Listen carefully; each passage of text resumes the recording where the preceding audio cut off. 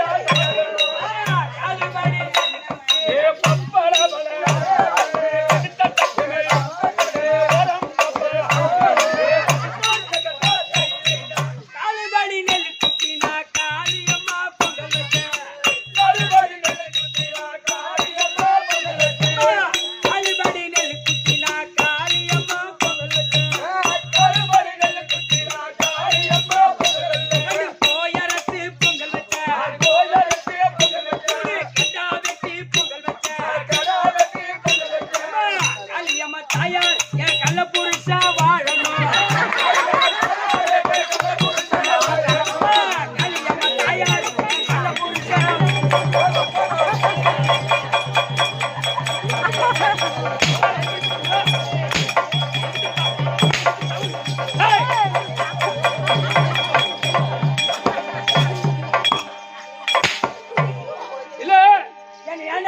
சொந்தமா பந்தமா மாமா பொண்ணா தாய் மாமா பொண்ணா அக்கா பொண்ணா எதுக்கு என்ன அடிச்சாரா யானை குட்டு ஒண்ணு கூட படிச்சுப்பாங்க இந்த ஊரை கெடுக்க வந்தே இல்லைன்னா நாட்டை கெடுக்க வந்தே இந்த ஊரை கெடுக்க வரலாம் நாட்டை கெடுக்க வரலாம் எடுத்து போ அப்படியே கட்டாச்சு வந்த வேகத்துக்கு எல்லாம் கீழே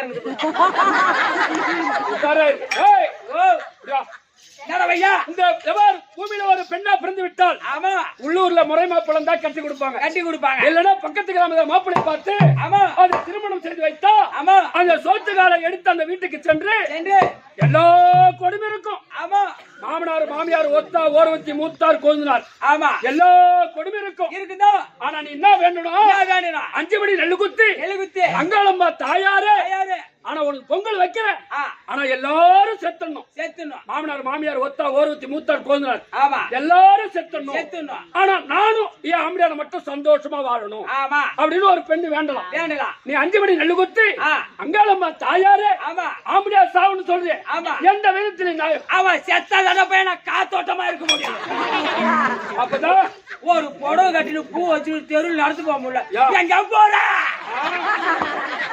ஒரு 10 மணிக்கு அப்படி கிளம்பி மார்க்கெட்டு போய் ஒரு 12 மணிக்கு வீடு வந்தா எந்த வீட்டுக்காரும் கேட்க மாட்டாங்க சாயந்தரம் 6 மணிக்கு கிளம்பி நைட்டு 9 மணிக்கு வந்தா ஆமா நீங்க போய் குடிச்சிட்டு மட்டியாய வாந்தி தலை விட்டு இருங்க ஒண்ணு கேட்கல குடிச்சு வந்து எட்டு வதிப்பேன் அடிப்பேன் வாங்கிட்டு அம்மா அதுக்காக சேர்த்தாதானே நாங்க நிம்மதியா இருப்போம் நிம்மதியா இருப்பேன் காரி மஞ்ச காந்தல் பண்ண வெளியே வர முடியாது காந்தல் ஒரு நாளைக்கு நடப்பு நடத்த மாட்டாங்க ஆனா 5 மணி நெல்லு குத்தி அங்காளம்மா தாயாரு ஆம்படியா செத்துட்டான் ஆமா உனக்கு தலையில பூ நிலைக்காது பூ வைக்க முடியாது அந்த பூ எனக்கு வேணாடா கார்த்திகை மாசம்னா ஒரு முழம் 100 ரூபான்றாங்க அத வாங்கி வச்சாலே வைக்கட்டாங்க வேணாண்டா ஆனா ஆம்படியார் ஒண்ணு செத்துட்டா நெத்தில குங்குமம் வைக்க முடியாது குங்குமம் நிலைக்காது அந்த குங்குமம் ஒரு வாரத்துக்கு 1 கிலோ குங்குமம் காலி ஆகுது ஒரு மட்டும் இன்னைக்கு கூட இல்லைன்னு சொல்லி எதிர்விட்டு கன்னிமாட காடு வாங்கி வச்சிருந்தேன்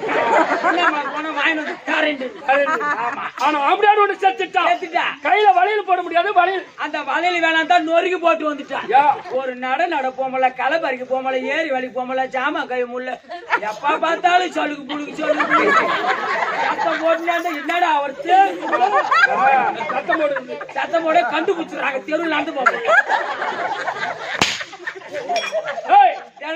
ஆனா ஆம்படியார் ஒண்ணு செத்துட்டான் கால்ல மெட்டி மிளகாது மெட்டி போட முடியாது மெட்டினா போடுறாங்க நல்லா விலக மாற்றமே இருக்குடா பையா அதான் மெட்டி வேணா சட்டி வேணா கைட்டு கொட்டால ஆனா அதெல்லாம் விடு ஆனா கடைசியில ஆம்படியார் ஒண்ணு செத்துட்டான் தாலி நிலைக்காது தாலி இருக்காது அந்த தாலி வேணாம் சொல்லி அறுத்து ஆடியில மாட்டி வச்சுட்டான் திருவண்ணாமலைக்கு போறாங்க 5 ரூபா குத்து 10 ரூபா குத்து மஞ்சள் காரி வாங்கி வரணுவா வாயில வந்து நல்லா இருட்டு கட்டிடாங்க நடுக்கு ஒரு பொம்பளை அதை வச்சு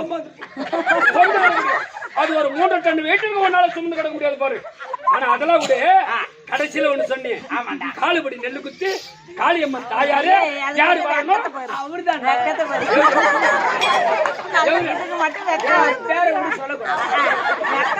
காலுபடி நெல்லு குத்து காளியம்மன் தாயாரு கல்லாமடியா வச்சுதான் விதமா புடவை கட்ட முடியும் பூ கட்ட முடியும் சினிமா கிட்டு போவாரு நேரத்துக்கு 2000 கொடுப்பாரு ஆனா என்ன போல ஆள மாட்டா மொத்தத்தையும் வாங்கிட்டு விட்டுருவோம் மொத்த பேர் ஆள மாட்ட கூடாதான் ஒரு நாளைக்கு ஒரு அடிச்சடி இட்லி தின்றான் இவன்ட்டு இவன் மாட்டான் 1 ரூபாய் கொடுப்பாரு ஒரு சொந்த பொண்ணு மாமியா வச்சுக்கிறான்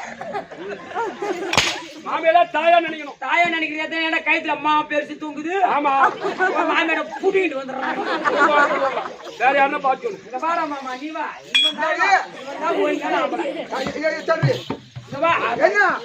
அதே எடுக்கிறேன் சொல்லு என்ன பண்ணிக்கு பேன் பட்ட நாய அம்மாளுக்கு பேன் பாப்பாங்க என்ன வீட்டுல கட்டுமுடா சத்தம் கேட்டு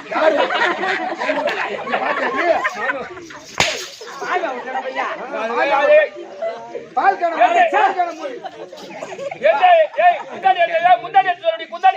முன்னாடி பையன். சொல்லு சொல்லு இப்ப சொல்லுடா பண்ணு.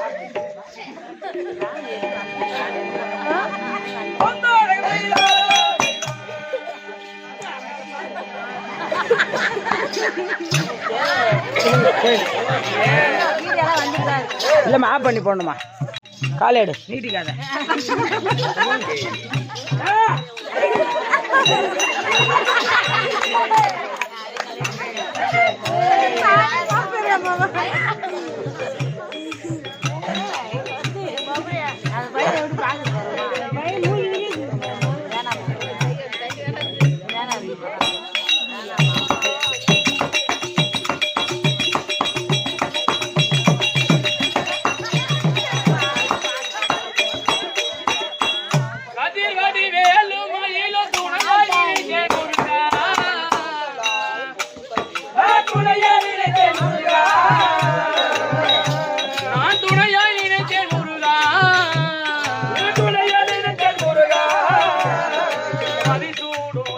மகனே மனதில் நிறைந்த தலைவா ஐயா மதிசூடும் ஈசன் மகனே மனதில் நிறைந்த தலைவா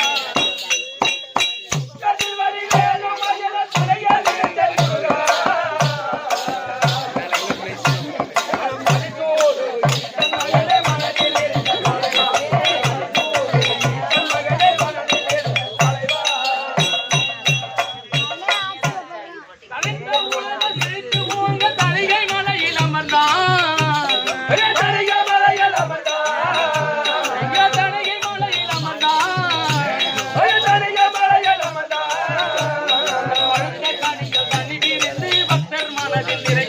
ஐயா பழுத்த கனிகள் தனி பிரிந்து பக்தர் மனதில்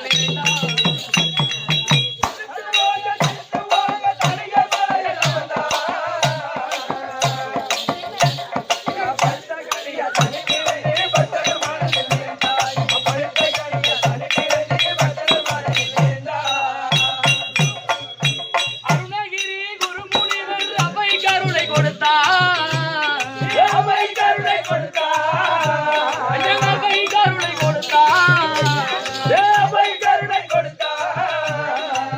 அப்பனுக்கே பாடம் சொல்லி அயனை சிறையில் அடைத்தாய் ஐயன் அப்பனுக்கே பாடம் சொல்லி அயனை சிறையில் அடைத்தாய்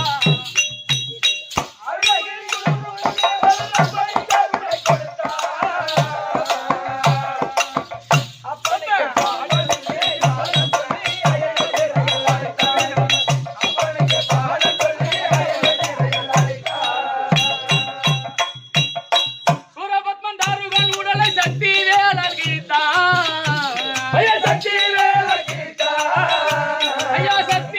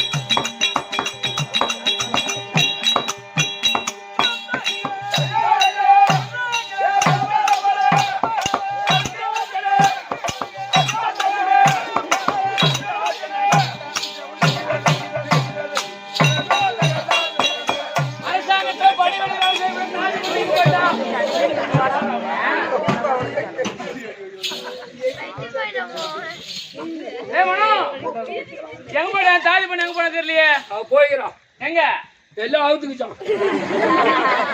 வேற என்ன நீ மந்திரி தானே? அவ தாதி. நீ மந்திரி. இதெல்லாம் சொல்லி கொடுங்க அவனுக்கு புடவை வருது. அந்த வேலை எனக்கு இல்ல. அவ முகத்தை பார்த்தா மட்டும்தான் நான் பேசுவேன். சரி, நீ நல்ல பொண்ணு கேள்விப்பட்டேன். சரி, சபை பார்த்தாயா? என் மனால அப்படி என்ன தப்ப கணக்கு போட்டு இல்ல இல்ல இல்ல இல்ல நீ போட கூட நான் தான் போடணும். சரி, நீ போட்டவல சபை பார்த்தாயா? எப்பேற்பட்ட சபை இது? லட்சுமி கடாட்சம் சபை. லட்சுமி கடாட்சம் சபை. இது என்ன ஊரு? இது ஆனாய் பிறந்தான். ஆனாய் பிறந்த அன்னகரத்தில் எதற்காக தெருக்கூத்து? இந்த அம்மனுக்காக, ரேணுகா அம்மனுக்காக தெருக்கூத்து. ரேணுகை அம்மனுக்காக தெருக்கூத்தை வைத்து தமிழமாக அமர்ந்திருக்கக்கூடிய அனைவருடைய பாதத்திற்கும் பாதியார் இருவருக்கும் நாடகதாரி அனைவருக்கும் சரியே சிறந்த ஆழ்ந்த வணக்கம். வணக்கம். விளக்கம் ஒரு விளக்கம் விவரமா சொல்லு. சொல்றேன்.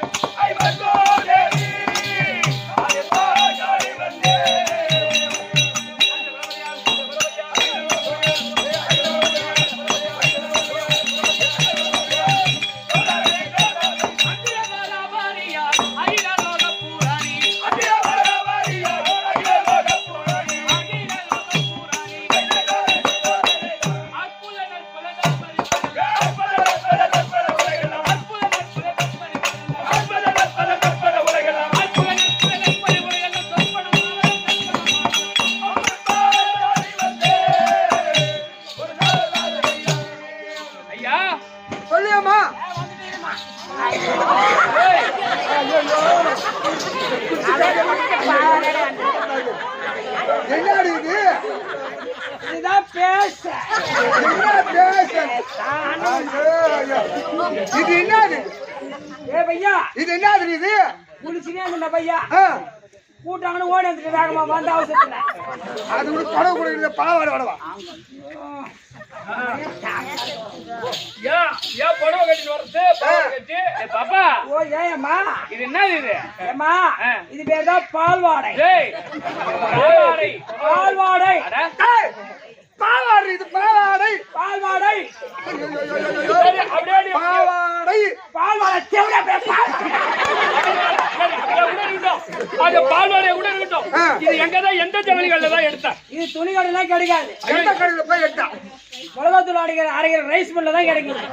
ரைஸ் மில் பாவாடை மிஷின். பாவாடை மிஷின் தான் கிடைக்கும். அங்கேயே அப்படின்னா அட்டி போட்டு அடிக்க வச்சுக்கிறாங்க. அந்த மிளகாத்தூள் அரைக்கிறது பாரு. ஆமா, அரைச்ச உடனே எங்க வந்து கொட்டுது? ஆமா, மின்னால வந்து கொட்டுது. இன்னொரு என்ன போட்டுப்பாங்க?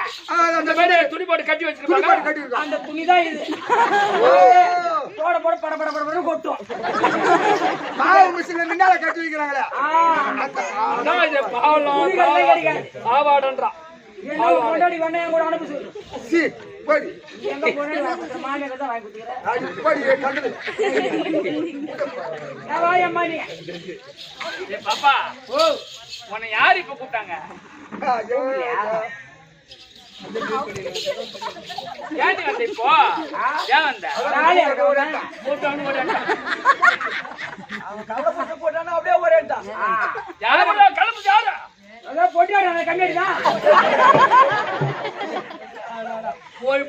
குடிச்ச பத்தியா ஒண்ணுத்துல துணி தோடனா பாவாடை கீச்சு வைக்கிறான்.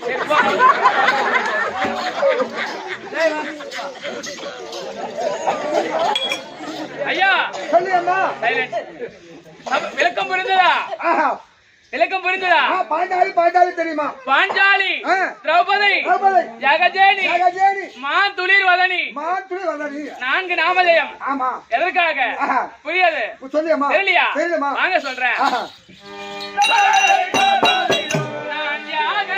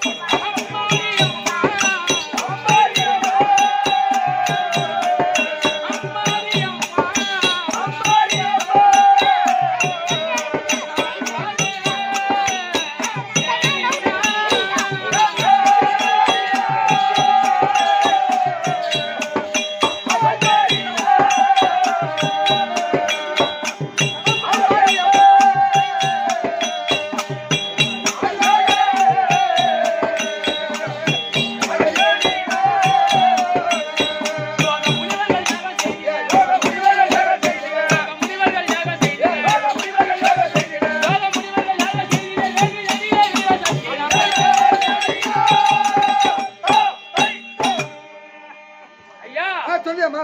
பாஞ்சாலி, திரௌபதி, யாகஜேனி, மாந்துளிர் வதனி ஆஹா. என்று மட்டும்தான் தெரியும். ஆமா, ஆமா. நான் எப்படி பிறந்தேன்? ஆஹா. ஒரு யாகத்திலே பிறந்தவள். ஆஹா. ஓமகுண்டத்தில் பிறந்தவன். எதற்காக ஒரு பெண்ணு அக்கினியில் பிறக்கணும். யாகத்தில் பிறக்கணும்? ஆமா. பெண்ணானது ஆணும் பெண்ணும் சேர்ந்து சேர்ந்தாதான் பிறந்தாதான் ஆணோ பெண்ணோ பிறக்கும். ஆமா. நீங்க ஆண் வயித்துல பெண் வயித்துல பிறக்கலன்றீங்க, எப்படி பிறந்தீங்க? நெருப்புல நீங்க பிறந்தா எப்படி மட்டும் ஏன் பிறந்தீங்க? நெருப்புல பிறக்கணும்? என்ன காரணம்? ஆணும் பெண்ணு சேர்ந்தாதான் ஒரு பிள்ளை பிறக்க முடியும். ஐயா, ஆ. ஏற்கனவே காலத்தில் ஆமா. அக்கினிஹோத்திர மகாமுனிவரிடத்தில் ஆ. என் தந்தை பாஞ்சால மன்னனும் ஆ. துரோணாச்சாரி அவர்களும் ஆ. வில்வித்தை பயின்று வந்தார்கள். ஆ. கல்வி கற்று வந்தாங்க. ஆ. அப்படி கற்று வரும்போது ஒரு நாள் இடத்தில் கல்வி அரங்கேற்றமானது. அந்த அரங்கேற்றத்தில் ஆ. இருவரும் அரங்கேற்ற எக்ஸாம் வைக்கிறாங்க இல்லையா? ஆமா. அந்த மாதிரி கல்வி அரங்கேற்றமானது. அந்த அரங்கேற்றத்தில் ஆ. என் தந்தை பாஞ்சால மன்னனோ கல்வியிலே மிகுதியற்றவராகிவிட்டார். கல்வியில ஏறவில்லை. துரோணாச்சாரி ஏழ்மையான குலத்தில் பிறந்தவர். ஏழ்மையான குணத்தில் பிறந்தவர். ஒருவேளை சாப்பாட்டுக்கே வழி இல்லாத பிறந்தவர். பிராமண குலத்தில் பிறந்தவர். ஆஹா. என் தந்தை ராஜா வீட்டு பிள்ளை, இளவரசன். ஆனால் கல்வியானது ஏறவில்லை. ஏறவில்லை. இப்பவும் பணக்கார வீட்டு குழந்தை இருந்தா படிக்காது. கல்வி ஏறாது.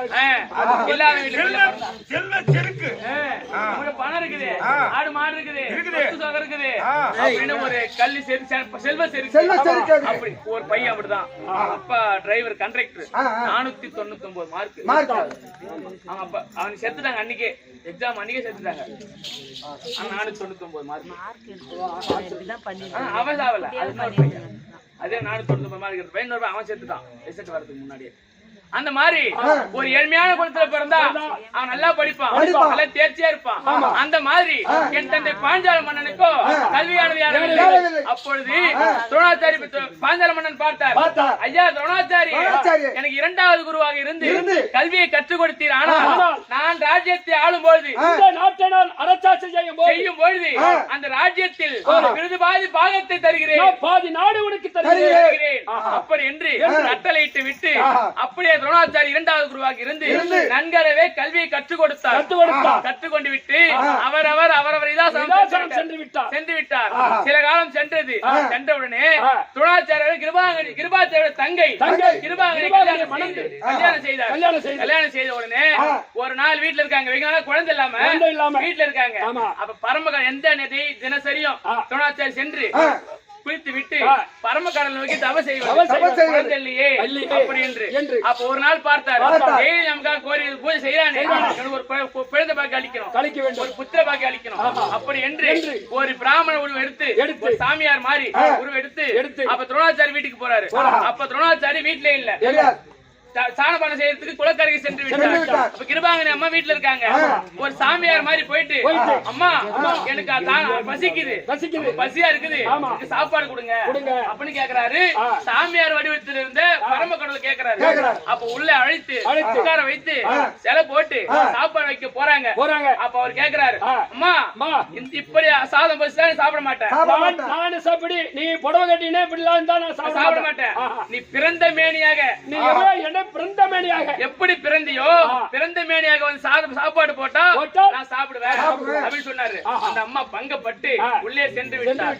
அப்ப ஞானத்தால் பார்த்தாங்களா அந்த அம்மா யாரு கிருபாங்கனி அம்மா பார்த்து பரமக்கடவுள் நம்மளை சோதிக்க வந்திருக்கிறார் அப்படி என்று கூந்தல் என்று சொல்லக்கூடிய அழகாபரத்தை வளர செய்து அவங்க மேனி எல்லாம் பொருத்தி கொண்டு ஒரு ஆடை ஒரு உடம்பு எங்கேயுமே தெரியாம கூந்தலை வளர செய்து போல சுத்தி கொண்டு சாதம் போட்டாங்களாம். ஐயா சாப்பிடும் போது அப்படி சாதத்தை பரிமாறும் போது அந்த ஒரு ஆகாபரம் பாரு சற்று விலகிய உடனே அதை பார்த்த உடனே பரமகாரன் இருப்பாரு. அவருக்கு விந்தானது களிமாகி விட்டு சாதத்திலே களிமாக உடனே அவர் சென்று விட்டார், மறந்து விட்டார். அப்ப உடனே துரோணாச்சாரி வந்துட்டார். அம்மா கிருபாங்கனி நான் வந்தாதான் சாப்பாடு போடுவேன், நீங்க முன்னாடியே போட்டிருக்கியே என்ன காரணம் அப்படின்னு கேக்குறாரு. அப்ப நடந்த கதை சொல்றாங்க. கிருபாங்கனி அம்மா பரமகாரன் வந்தாரு, பார்த்தேன் பிறந்த மேனி சாதம் போட சொன்னாரு. நான் மேனியெல்லாம் போட்டு கொண்டு சாதத்தை பண்ண விந்து கழுதமாக்கி விட்டது அப்படின்னு சொன்னாங்க. அப்ப சொல்றாங்க துரோணாச்சாரி சொல்றாரு, கிருபாங்கனி நமக்கு வெகு நாட்களாக பிள்ளை இல்லை, அதனால் இந்த சாதத்தை சாப்பிட்டு விட்டால் இதன் மூலமா நம்ம குழந்தை பாக்கியம் கிடைக்கும் அப்படின்னு சொல்றாரு. யாரா சாப்பிட ஓமா சாப்பிட ஓவல அதை கொண்டு போய் அவங்களை வீட்டுல இருக்கக்கூடிய குதிரைக்கு வைத்து விட்டாங்க. கிருபாங்கனி அம்மா குதிரைக்கு வைத்த உடனே பிண்டம் இரவு தாங்க அந்த பழைமொழி போல் ஒரு குழந்தை ஜனனம். அந்த குதிரை வயிற்றிலே ஒரு ஆண் குழந்தை. அப்படி குதிரை என்றால் அஸ்வத்தின் வயிற்றில் பிறந்தபடியால் அஸ்வத்தாமன் என்று பெயர் சூட்டி அந்த குழந்தை ஒரு தாய் வயிற்றில் பிறந்திருந்தா ஒரு தாய்ப்பால் கொடுத்து காப்பாற்றலாம். இதே குதிரை வயிற்றில் பிறந்திருக்கிறது. அதனால் இது எப்படி வளர்ப்பது திகைத்தவனமா இருக்காங்க. அப்ப துரோணாச்சாரி சொல்றாரு, கிருபாங்கனி ஏற்கனவே காலத்தில் மாணாக்கன் இருக்கின்றான். அப்போ இரண்டாவது கல்வி கற்றுக் கொடுத்தா பாதி ராஜ்யம் தரேன்னு சொன்னால நாடு வேண்டாம், பசுமானம் கன்று வாங்கி வந்தால் பசும் கன்று வாங்கி வந்தால் அதுவே குருக்கானுக்கு ஏத்துக்கிறேன், இந்த குழந்தைய நம்ம காப்பாத்தலாம் அப்படின்னு சொல்லிட்டாங்க. அப்ப சென்று சீக்கிரம் பசும் கன்று வாங்கி வாங்க கிருபாங்கனி நம்ம சொல்லிட்டாங்க. பாஞ்சால தேசம் அடுத்தார். பாஞ்சால தேசத்திலே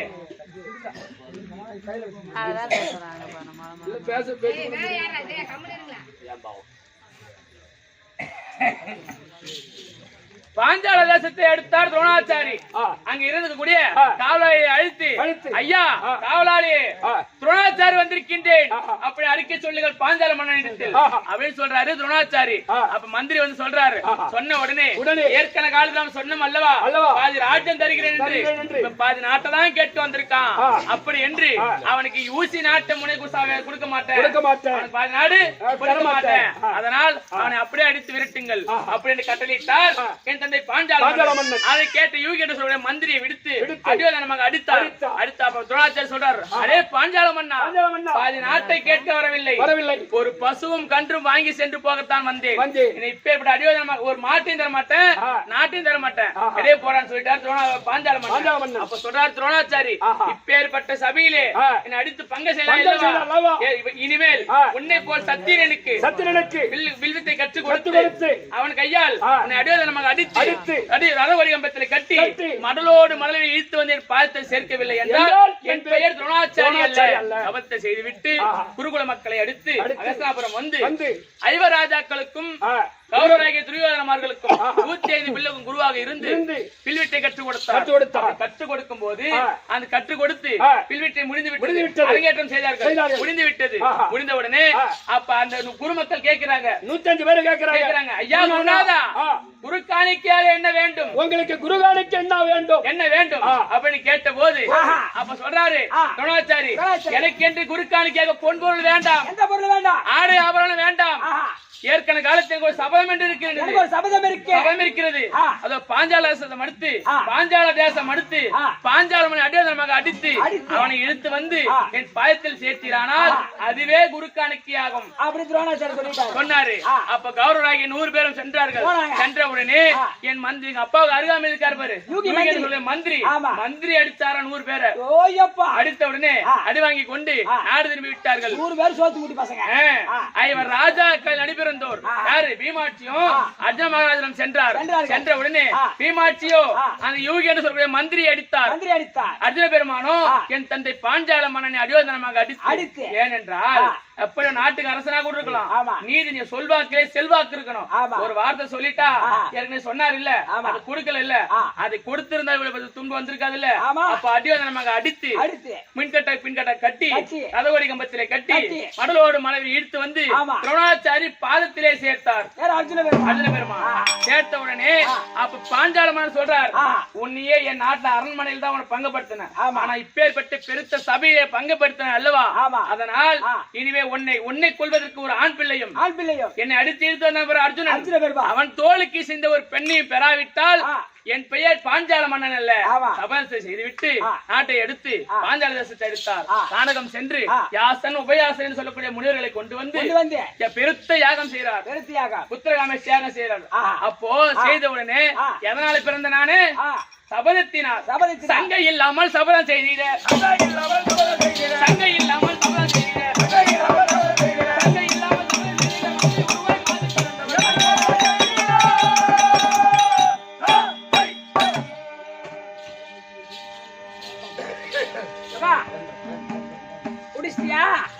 எல்லாம் நெக்க முல்றான்.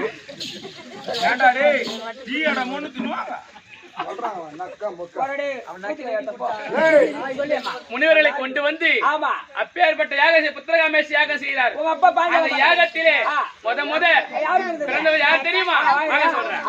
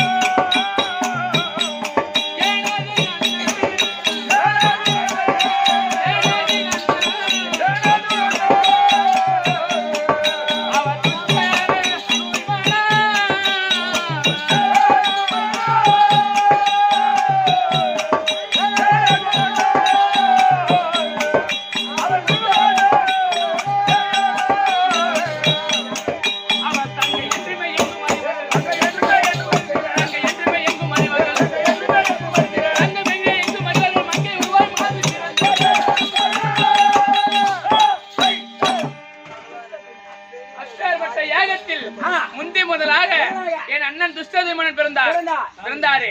அப்படி எங்க அப்பா பாஞ்சால மன்னன், எங்க அண்ணன் இருக்காரு, எங்க அண்ணன் துஷ்டதுய்மன். ஆனால் உங்க அம்மா யாரு? எப்ப பிறந்தியே அம்மா யாரு? இப்ப இருக்காங்களா இல்லையா? எனக்கு கேட்டியா? அம்மா இருக்காங்களா இல்லையா? அப்பா இருக்காங்களா இல்லையா? சொல்லியம்மா. அப்பா இருக்காங்கன்னு சொன்னேன். அப்பா இருக்காரு, அம்மா இருக்காங்களா? அப்பா இல்லாம ஒரு புள்ள வராது. நான் எப்படி பிறந்தேன்?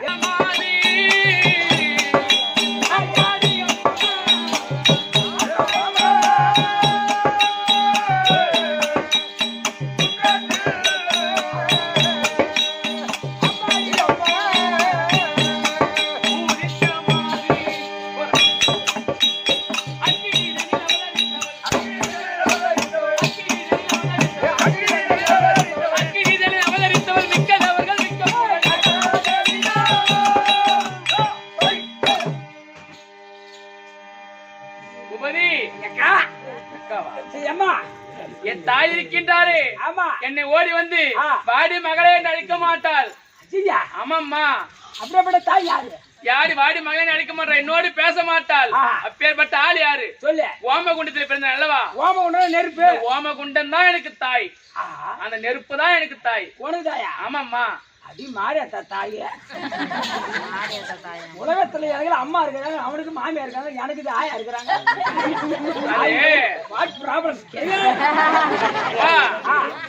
அவரவர் செய்த புண்ணியம் பாக்கியம். அம்மா இருக்காங்க, உன்னோடு பேசுவாங்க, நல்லது கெட்டதை கேட்பாங்க. உனக்கு ஒரு கஷ்டம்னா அப்படி இருக்காதுப்பா, நான் பாத்துக்கிறேன், நான் அம்மா இருக்கேன் அப்படி சொல்றது குறைய வராது அப்படின்னு உனக்கு சொல்லுவாங்க. உனக்கு அம்மா இருக்காங்க சொல்லுவாங்க. ஆனால் என் தாய் ஓடி வந்து என்னை பாடி மகளே அழைக்க மாட்டாள். என்ன காரணம்? அப்பா, 1 கோடி பாவத்தை செய்தவள் பெண்ணாக பிறப்பாள். கண்டிப்பா 2 கோடி பாவத்தை செய்தவள் கணவனை இழந்து விதவை என்று பெயர் எடுப்பாள். 3 கோடி பாவத்தை செய்தவள் தான் விபச்சாரி என்று ஈடுபடுவார். விபச்சாரி தொழில ஈடுபடுவார். 4 கோடி பாவத்தை செய்தவள் தான் பிள்ளை இல்லாமல் மலடி என்று பெயர்ப்பது எல்லாத்திலும் கொடுது. பிள்ளை இல்லாமல் இருப்பது. அந்த மாதிரி எத்தனை கோடி பாவத்தை செய்தோனோ இந்த ஜென்மத்தில் தாய் இல்லாமல் என் கஷ்டத்தை ஒரு விதத்தில் சொல்ல முடியாமல் தவித்துக் கொண்டிருக்கின்றேனே. அது இருந்தாலும் கஷ்டம்லாம் இல்ல. ஆனால் அப்படி பிறந்தேனே. அப்படி என் அண்ணன் முதல்ல பிறந்தார். முதலில் பிறந்தார். இரண்டாவது 16 வயது பருவ மங்கையாகவே மாமரத்துல மா துளிர் விட்டா எவ்வளவு அழகா இருக்கும். அந்த மாதிரி அப்பேரோட பிரகாசத்தோடு 16 வயது பருவ மங்கையாகவே நான் பிறந்தேன். ஆமா, அப்படி பிறந்து சில காலம் ஆகிவிட்டது. அப்ப மந்திரி வந்து சொல்றாரு, ஐயா பாஞ்சால மன்னா, 5 ராஜாக்களுக்காகவே பிறந்தவர் அல்லவா நானு. அப்ப தந்தை சொல்றாரு, பாஞ்சால மன்னா 5 ராஜாக்கள் அரக்கு மாளிகையிலே வந்து விட்டாராம். அப்படி ஒரு நிருபம் வந்தது. அப்படி வந்த உடனே நான் பிறப்ப எல்லா பெண்களும் பிறந்து பருவம் அடைந்த பிற்பாடு இவர்தான் நமக்கு கணவர் அப்படி என்று சில காலம் முன்புதான் தெரியும். தெரிந்த உடனே அவங்களே மனதில் எவ்வளவு ஆசை வளர்த்திருக்காங்க. எங்க மாப்பிள்ள பார்த்து கல்யாணம் பண்றாங்க. அது போதுங்க. 1500 பொட்டு போன் வாங்கி கொடுக்குறாங்க. அப்படியே நம்பர் வாங்குது. அப்படியே போன் பண்ணுது. பின்னால வாட்டமா வந்து ஈத்து ஓடி போறான்.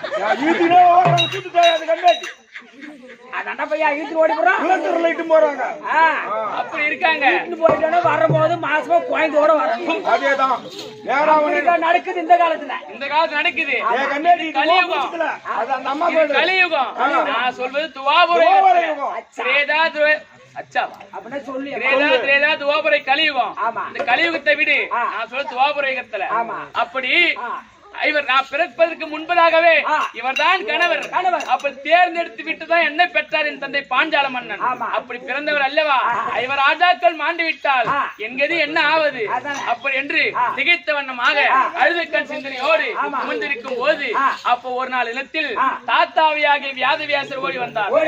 பாரத்தை எய்த புண்ணியவான் ஓடி வந்து பாஞ்சால மன்னனை அடித்து பேசினார்.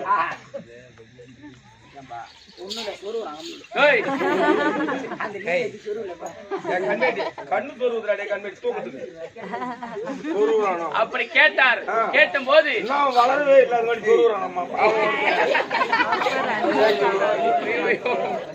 இல்லையம்மா வளரல இன்னும். அப்படி இருந்தாலும் முக சுவாந்த வண்ணமாக இருந்தேனே. அப்ப வியாதேசரை பார்த்து பேசுறேன். என்னன்னு? தாத்தா 5 ராஜாக்கள் அரக்கு மாளிகையில் இருந்து விட்டார். அர்ஜுனுக்காகவே பிறந்தவர் எது என்ன ஆவது அப்படி என்று தாத்தாட்ட கேட்ட போது அப்ப தாத்தா சொல்றார்,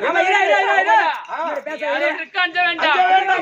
அந்த கல்லுக்கே அழிவு என்பது வந்தாலும் வரலாம். 5 ராஜாக்களுக்கு அழிவு என்பது தேவப்பிண்டம். 5 ராஜாக்கள் அழிய மாட்டார். எங்க வேணாலும் இருப்பார். ஆனால் சொல்றாரு, சொல்றாரு எங்கேனாலும் இருப்பாங்க. நான் கேட்கிறேன், எங்கேயோ இருந்தா நாங்க எப்படி 5 ராஜாக்களை பார்ப்பது, எப்படி திருக்கல்யாணம் செய்வது அப்படி கேட்ட போது அப்ப அவர் சொல்றாரு, இங்க ஒரு சுயவரம் ஏற்பாடு செய்தால் இமயோகிரி பருவத்தில் இருக்கின்றது அனுமந்தாயர் சொல்லக்கூடிய எகுவில் இருக்கின்றது. அந்த வில்லை தூக்கி வந்து பாஞ்சாலதேசம் நட்டு விட்டு அந்த மேலே மச்சேந்திர சுழல், கீழே வெள்ளி கிடாரத்தில் மஞ்சள் தண்ணி. ஏன்டா வெள்ளி கிடாரத்துல தண்ணி வைக்க கூடாது? ஏன் மஞ்சாவை கலந்து வைக்கிறாங்க? தண்ணி வச்சா மேல மீன் கொடி தெரியும் தண்ணில. அதனாலதான் மஞ்சள் கலந்தா தெரியாது. அதுவும் தெரியாது. அப்போ யாரா இருந்தாலும் சரிதான், அந்த மஞ்சள் தண்ணியை பார்த்த வண்ணமாக மேலே சொல்லக்கூடிய மச்சேந்திரத்தை அடித்து மலையாளி வெள்ளை வளைத்து யார் மேல வளைக்கின்றாரோ அன்னவருக்கு திரௌபதி அப்படி என்று பறைசாற்றுங்கள். எங்க இருந்தாலும் வருவாங்க, திரௌபதி கல்யாணம் செய்வாங்க அப்படின்னு சொல்றாரு. தாத்தாவை பார்த்து கேட்கிறேன், என்னன்னு சொல்றேன். நாட்டிலே இருந்தாரானால் நமது கல்யாண தேதி, நாட்டிலே இருந்தாரானால் நமது கல்யாண தேதி. கேட்ட மாதிரத்தில் அந்த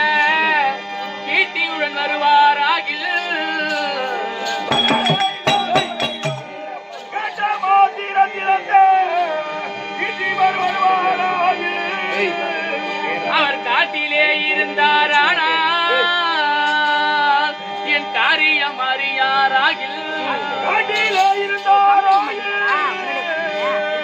எனக்கு கல்யாணம் தேதி.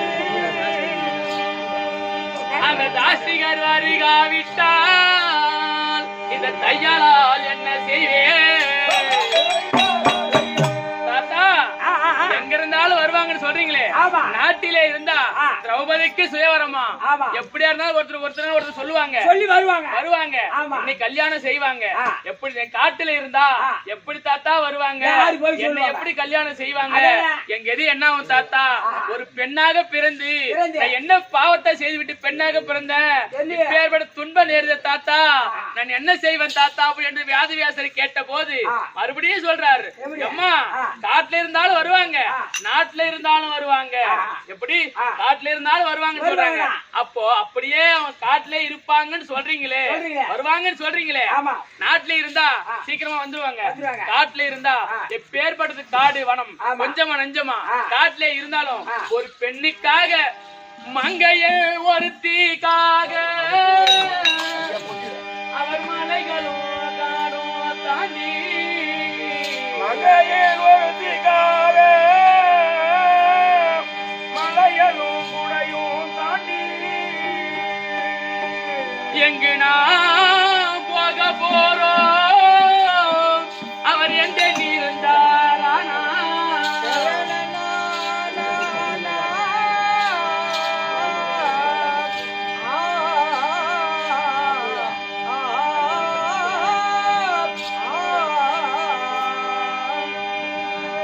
இந்த துங்கவில் வளைப்பார் யாரோ என் சுயவரம் என்ன ஆமோ உங்களில் அழைப்பார் யாரோ என் சுயவரோ என்ன வாமோ எங்கே நான் நினைத்த எண்ணோ அது எப்படி முடியுமோதான் தாத்தா? காட்டுல இருந்தாலும் வருவாங்கன்னு சொல்றீங்களே, ஆமா. காட்டுல இருந்து ஒரு பெண்ணுக்காக இவ்வளவு தூரம் போகணுமா? காடு மலை தாண்டி வரணுமா? போகணுமா? அப்படி என்று மனம் சலித்து விட்டு இருந்தார். ஆனால் ஒரு காரியத்தை செய்யணும்னு நினைச்சிட்டா எப்படி இருந்தாலும் செய்வாங்க. ஆனா இந்த மனம் சலிச்சு போச்சுன்னா யாருக்கா இருந்தாலும் அதை போய் செய்யணுமா? சுலபமான காரியமா இருந்தாலும் சரிதான், அதை செய்யணுமா நினைச்சிட்டா யாருமே செய்ய மாட்டாங்க. ஒரு பெண்ணுக்காக இவ்வளவு தூரம் போகணுமா, அது பெண்ணை கல்யாணம் செய்யணுமா அப்படி மனசுல நினைச்சிட்டா எங்க எது என்ன ஆகும் தாத்தா அப்படி என்று கேட்ட போது, அம்மா அர்ஜுனனுக்காகவே பிறந்தவள் நீ, உனக்காகவே பிறந்தவன் அர்ஜுனன், எப்படி யார செய்தி கண்டா வருவாங்க, உன்னை கல்யாணம் செய்வாங்க, கவலைப்பட வேண்டாம் சொன்னாரு. அப்போ என் தந்தை பாஞ்சால மன்னன் 1000 மன்னர்களை அழைத்து கிங்கிலியரை அழைத்து இமயோகிரி பருவத்துக்கு அனுப்பி அந்த அனுமந்தாத சொல்லக்கூடிய வில்லை கொண்டு வந்து பாஞ்சாலத்தை நட்டு விட்டு கீழே மஞ்சள் கிராத்து தண்ணி கரைத்து வைத்து விட்டு மேலே மச்சென்ற சுழல் இருக்கின்றது. அவனி 55 தேச ராஜாக்களும் வந்து விட்டார். எல்லாரும் வந்து அமர்ந்துட்டாங்க. அவனி 56 தேசம் பாஞ்சால நாட்டை தவிர்த்து 55 தேசத்துக்கும் அரசர்கள் எல்லாரும் வந்துட்டாங்க. அனுப்புனாங்க. விருப்பத்தை பார்த்து விட்டு அனைவரும் வந்துட்டாங்க. வந்துட்டு ஒரு வில்லை எழுந்து வளைக்கின்றாங்க. அந்த வில்லை எவராலும் வளைக்க முடியவில்லை. யாராலும் வளைக்க முடியவில்லை. அங்கு தேசத்தை ஆண்டு வரக்கூடிய கர்ணாபிஷேகன் எழுந்து வில்லை வளைத்தார். வில்லை வளைத்து விட்டார் என்று தாதி ஓடி வந்து சொன்னாங்க. வளைக்க போறாரு அங்கு தேசாதிபதி கர்ணன் வளைச்சிட்டாருன்னு சொல்றாங்க. அப்போ அர்ஜுனுக்காக பிறந்தோமே, எப்பேற்பட்ட வீரனாக இருந்தாலும் சரிதான், ஆனா அவருக்காக பிறந்தோமே, கல்யாணம் செய்வதா அப்படி என்று மன சஞ்சலமா இருக்கும் போது அவன் மறுபடியும் தாதி வரா. கர்ணாபிஷேகன் ஞானி இருந்து கீழே விழுந்து விட்டார். அப்படி என்று என் அண்ணன் கோபாலகன் நினைத்தேன். நாராயணா அர்ஜுனுக்காகவே பிறந்தேனே, கர்ணாபிஷேகன் வில்லை வளைத்து விட்டேன் சொல்றாங்களே, எது என்ன ஆகுது? அவன் மனசுல நினைச்ச உடனே ஞானி இருந்து கீழே விழுந்து விட்டாரு தாதி சொன்னாங்க. தாதி எடுத்து விட்டான்னு. அப்போ அந்த சபையிலே இருந்த பிராமணர் வடிவத்தில் இருந்தவர் ஒரு ஐயரு எழுந்து கேட்கிறாரு, இந்த வில்லை சத்திரியன் தான் வளைக்கணுமா, குலத்தோனா இருந்தாலும் வளைக்கலாமா, மதத்தை சார்ந்தவரை வளைக்கலாமா அப்படி என்று என் அண்ணன் துஷ்டத்தில் கேட்கிறார் பிராமணர். கேட்ட உடனே என் அண்ணன் சொல்றாரு, எம் மதமும் சம்மதம், எந்த ஜாதியா இருந்தாலும் வளைக்கலாம். என் தங்கை பாஞ்சாலையை கரம் பிடிக்கலாம். என் தங்கை வில்லை யாரு வளைக்கிறாரோ அவர்கள் இவர்களுக்கு என் தந்தை என்று சொன்னார் என் தந்தை அண்ணன் சுத்தத்தூமன். அப்போ அந்த பிராமணர் ஓடி வந்தார் பிள்ளை வளைத்தார் பச்சை கொடியை அறுத்தார் என்னை கல்யாணம் செய்ய போறான்னு சொல்லிட்டாங்க அப்போ அடுத்த தானே கல்யாணம் செய்ய போறோம் இருந்தோம் ஒரு அந்த வளைச்சா சொல்றாரு பிராமணர் வந்து நம்மள கல்யாணம் பண்ண போறாரு அப்படி இருந்த போது கல்யாணம் முடிஞ்சு போச்சு என்னை கரம் பிடித்து முன்னே அழிச்சு செல்றார் அழைச்சு போறாரு. இட்டு போறாரு